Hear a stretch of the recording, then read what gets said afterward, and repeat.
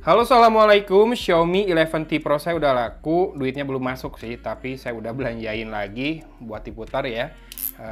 Beli Xiaomi lagi. Kali ini batangan, jadi saya rekam video unboxingnya buat dokumentasi, meskipun tidak ada kelengkapan lainnya ya. Ini harganya lumayan selisih banyak, jadi begitu nyari produk ini di Tokopedia, dapat yang lokasinya Cimahi dan selisihnya banyak. Ternyata dia jualnya batangan, katanya kelengkapannya ketinggalan di kampung dia. Oke, ini tinggal bubble wrap aja. Ini dia smartphone-nya di dalam sini. Selisihnya lumayan dibandingkan harga barunya tuh sekitar 1,6 ya. Ini kalau mau cari secondan handphone ini, belum dibahas ya handphone apa namanya, belum disebut. Saya tadinya mau nyari Xiaomi 12 Lite, 12 Lite, sama ini yang akhirnya saya beli 12T, Xiaomi 12T.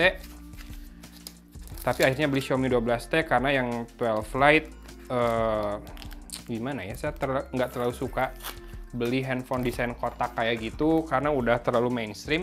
Kalau ini 12T ini desainnya ya nggak terlalu ngikut ke sana lah. Dan dapat casing ternyata. Ini nggak disebutin, cuma casingnya juga udah kurang bagus ya. Ini dibilangnya sama seller mulus, second like new, walaupun di sini ada bekas case ya. Kotak garis bekas case, mungkin nanti bisa dibersihkan. Yuk kita langsung lihat di sisi atas kemulusannya. Oke, mulus kayaknya. Di sini ada infrared blaster ya, warna hitam, kemudian ada mikrofon kedua dan speaker grill kedua, jadi stereo kiri kanan ya, mantap. Kemudian yang saya rasakan sih ini framenya plastik ya, back covernya juga, atau back covernya kaca mungkin, framenya plastik yang jelas. Tidak ada garis antena, walaupun ada kayak chamfered metalnya di bagian atas dan bawah framenya sebelum masuk ke frame layar dan ke back cover. Back covernya di sini masih ini ya, melengkung ya, curvy ya. Logo Xiaomi di situ, kameranya 3, wide, ultra wide, yang satu lagi kemungkinan makro atau depth ya. Spek lengkapnya silahkan cek di situ. Saya juga belum terlalu hafal cek spek lengkapnya, tapi seingat saya ini pakai MediaTek Dimensity 8100. Kira-kira di mana performanya dibandingkan MediaTek Dimensity 7200? Nanti kita akan coba bandingkan, walaupun nggak bikin video compare langsung ya, dengan Vivo V27. Harganya kan mirip, walaupun Vivo lebih murah malah. Kemudian di sisi bawah ada SIM tray, port Type-C, ini mikrofon utamanya dan speaker grill yang utama yang pertama ya. Ini di sini oke, bisa dibersihin. Ya, ada bekas-bekas case sama noda-noda dikit kayak jamur. 1 titik, 2 titik itu masih wajar ya, masih mulus lah bisa dibilang. Ini warna blue-nya. Metallic blue kalau nggak salah warnanya.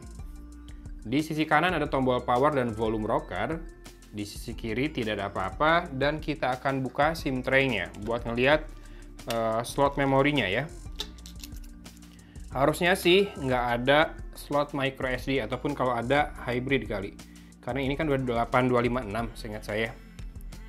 Ya bener nggak ada ya. Jadi ini sandwich tipenya 2 nano SIM card tanpa slot ekspansi memori. Layarnya di sisi depan flat, sudah ada anti goresnya. Cuma memang desainnya dari frame pinggir ke frame layar tuh cukup tebal ya. Bagian hitamnya itu tuh yang buat bingkai layarnya.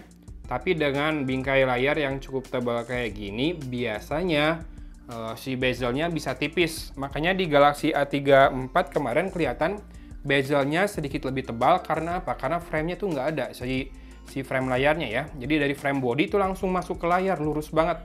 Antara tepian layar dengan body langsung, nggak ada frame yang menebal kayak gini yang tinggi, nggak ada. Oke, ini sudah MIUI 14 dengan punch hole kamera di atas seperti itu. Dan saya akan setup dulu sebentar ya. A few moments later. Oke, sudah masuk ke home screen dan kita bisa lihat bezelnya cukup tipis ya, kiri kanan. Termasuk atasnya yang sedikit lebih tebal pun masih tergolong tipis lah. Bawahnya juga tipis segitu, mantap. Kita akan cek storage-nya. Di sini, storage-nya hanya terpakai 26,3 GB ya. Jadi free-nya masih 229,7 GB. Saya belum cek RAM-nya apakah ada RAM expansion atau tidak. Kita lihat detail info dan spek dulu. Ada ya, RAM expansion-nya 3 GB, jadi 8 plus 3. Kemudian Android-nya Android 13. Ya, MIUI 14 tuh based on Android 13. Tapi mungkin masih ada device lain yang nggak naik Android-nya, cuma naik MIUI-nya doang. Itu sangat mungkin ya, di MIUI. CPU-nya ternyata octa-core maksimal 2,85 GHz ya, tinggi clock speed-nya. Kemudian security update-nya 1 Januari 2023. Masih lumayan ketinggalan ya. Ini kan udah Mei, udah 4 bulan berlalu. Saya belum bisa ngecek software update karena nggak connect WiFi. Saya skip dulu connect WiFi. Kemudian saya mau cek lagi soal kamera aja sedikit. Sekalian ngetes layar ya. Kita bisa tes layar dengan kamera. Nah, fullin rasionya dan arahkan ke yang terang, apakah ada titik yang tetap hitam, atau kalau ditutup, apakah ada titik yang tetap putih buat ngecek dead pixel sama bright pixel. Tapi zaman sekarang sih udah jarang ya layar yang masih punya itu.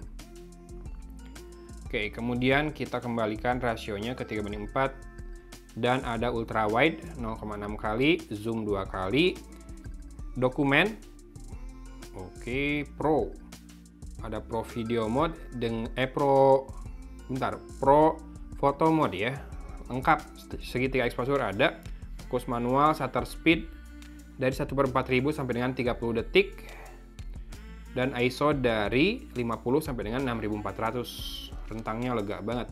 Bisa pilih lensa juga, ultra wide atau wide, dan bisa aktifkan mode 108 megapiksel Ultra HD-nya juga di situ ya. Ada RAW juga, focus speaking, exposure verification, voice shutter, grid lines. Oke. Nah, saya ngelihat di sini ada tombol video.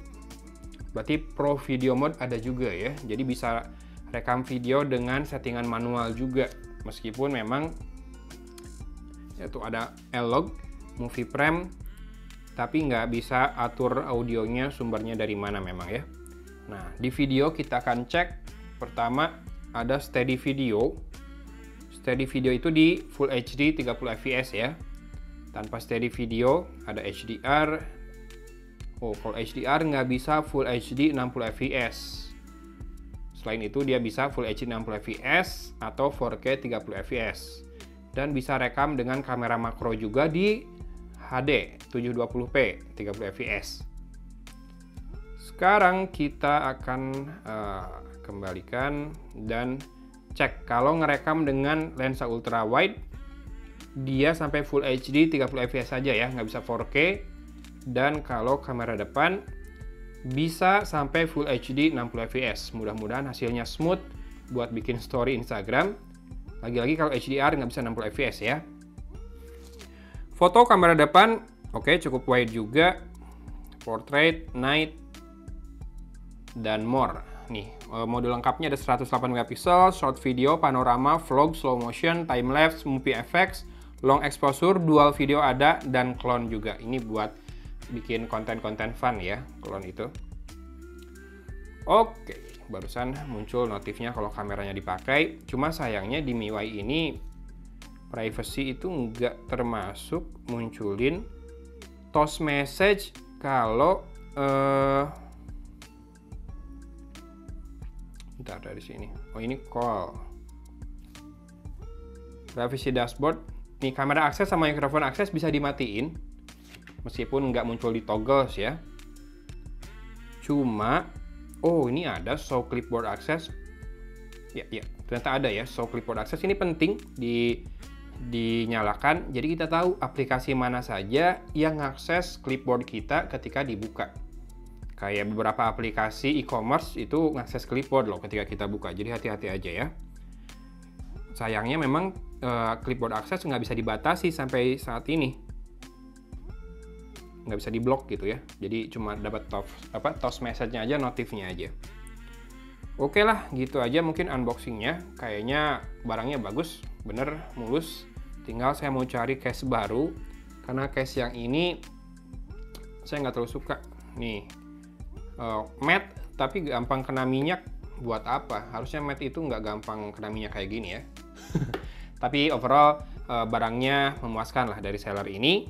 So, thanks for watching ya guys. Terima kasih udah nemenin saya melakukan dokumentasi unboxing Xiaomi 12 Lite. Kehilangan fokus kamera saya kalau dikasih glossy-glossy kayak gini. Xiaomi bukan 12 Lite, 12T, 12T. Yang mungkin harusnya secara price to spec bakal worth it lagi ya, sama kayak 11T series. Tapi kita coba dulu ya, seperti apa performanya, termasuk bisa betah nggak sih saya sama MIUI, lagi-lagi ya. Oke, gitu aja. Hatur nuhun. Wassalamualaikum warahmatullahi wabarakatuh.